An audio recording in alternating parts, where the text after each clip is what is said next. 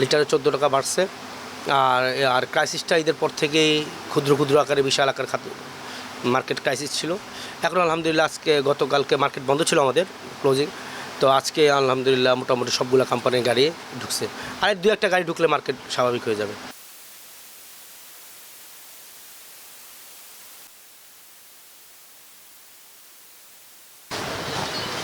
আপনারা আমাদেরকে যেদিকে যেদিকে নেন আমরা সেদিকেই যাই।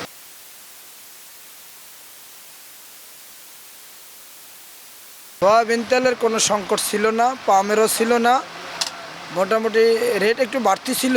তবে গতকাল যে সিদ্ধান্ত হয়েছে এরপরে কোনো রেট পরিবর্তন হয়নি। গত কদিন থেকে তো পর্যায়ক্রমে সরকারের রেটের থেকে 5-7 টাকা কেজিতে বাড়ছে। তো ইতিমধ্যে সরকার যে রেট নির্ধারণ করছে এই রেটের প্রভাব এখনও পড়ে না। এটা আজকে দুপুরের পর থেকে বোঝা যাবে কী অবস্থা।